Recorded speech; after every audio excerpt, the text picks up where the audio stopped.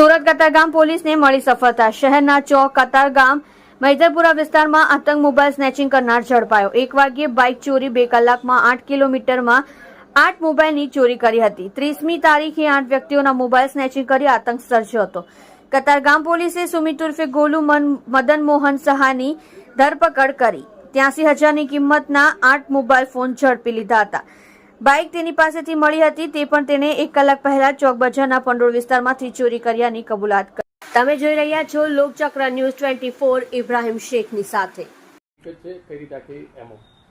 તારીખ 30 ઓગસ્ટના રોજ કતારગામ પોલીસ સ્ટેશન વિસ્તારમાં મોબાઈલ સ્નેચિંગના બનાવો પોલીસના ધ્યાને આવતા સર્વેલન્સ સ્ટાફના અધિકારી તથા કર્મચારીઓએ આરોપીના સીસીટીવી ફૂટેજ મેળવવાનો પ્રયત્ન કરેલ, જેમાં સફળતા મળતા આરોપી સુમિત ઉર્ફે ગોલુ મદન મોહન સહાની નામના આરોપી કે જે કોસાડ આવાસમાં રહે છે તેની ધરપકડ કરેલી।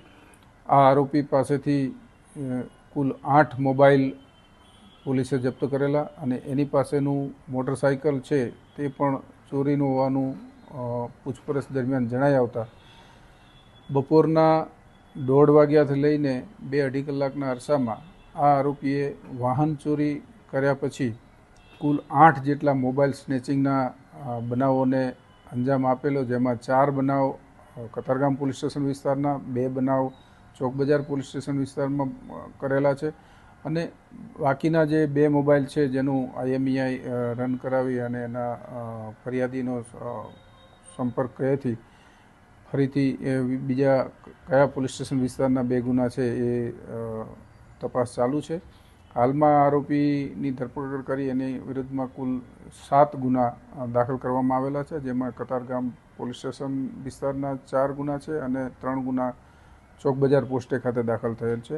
આ કામના આરોપી જે છે અગાઉ પણ મોબાઈલ સ્નેચિંગના ગુનામાં 2 વખત ઉત્તરાયણ પોલીસ સ્ટેશનમાં પકડાયેલા છે। આમ આરોપીનો ગુનાહિત ઇતિહાસ છે, તેથી આરોપીની ધરપકડ કરી વધુ તપાસ હાથ ધરી અન્ય કોઈ ગુનાઓને અંજામ આપેલ છે કે કેમ અને આરોપીઓ સાથે અન્ય કોઈ સહ આરોપીઓ છે કે કેમ એ દિશામાં પોલીસે તપાસ હાથ ધરેલી છે।